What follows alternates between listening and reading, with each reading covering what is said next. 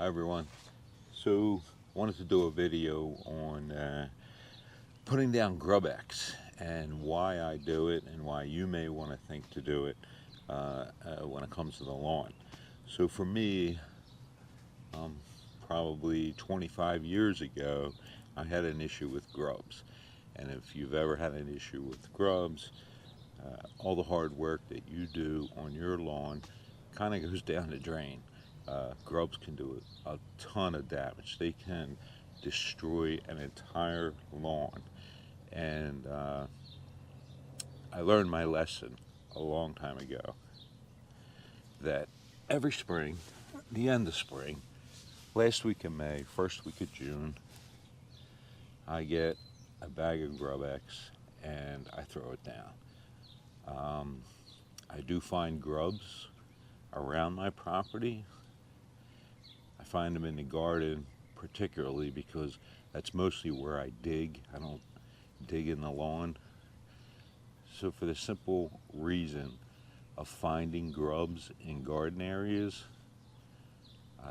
I put Grubex down every year faithfully. There are lawns in my neighborhood that have been completely wiped out from grubs, or areas have been wiped out from grubs. So to prevent that from happening in my lawn, I throw down the Grubex. I use Scotts Grubex. I have my bag here, ready to put it down. After I throw it down, I'm going to turn each sprinkler zone on that I have and water it in, just like the instructions say. I'm not going to video me throwing this down and watering the lawn.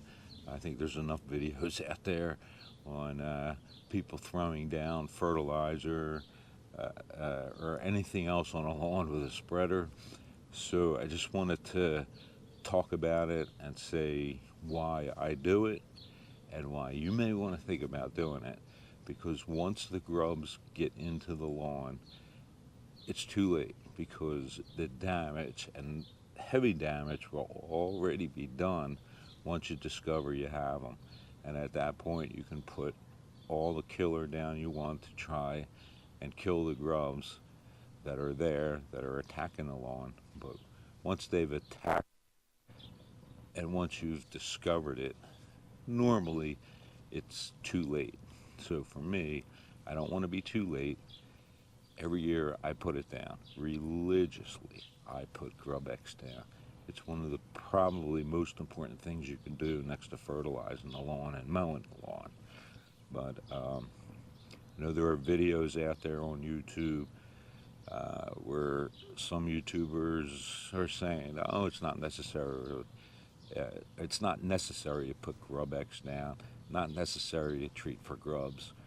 But if you've ever had them, and you've had to go through the agony of losing a good portion of the grass that you worked hard on year after year after year, and have it wiped out from an insect that you could have prevented from eating the roots of your grass, you'll understand.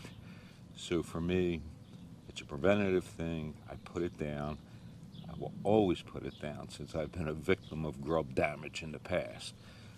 So again, I would suggest you do it just for peace of mind. For me, peace of mind, I sleep at night. It's good to have peace of mind to know, hey, I put the Grubex down. I shouldn't have an issue with grubs. And if I do, I can say, hey, I put it down. It didn't work. It's not like I didn't try. So go out there now, throw it down. This is the perfect time of the year. I'm in the last week of May here. Probably still have another 4 weeks where you can throw this down. Even if July comes and you still haven't put it down, it can't hurt to not put it down. But it's suggested that you do it at the end of spring, early summer, in a cool season area, which is where I'm at, in a cool season area with Kentucky bluegrass. And if you have a nice Kentucky bluegrass lawn, or a nice lawn in general, the insects are going to come. They're no different than you and I. They know where the good restaurants are. They know where to go and eat. You have a nice lawn, they're coming.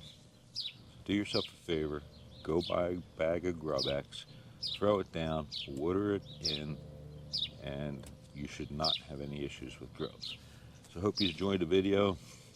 I'm going to get my spreader out, put my Grubex down, I'm going to water it in, and then I'm going to bed. I'll see you in the next one.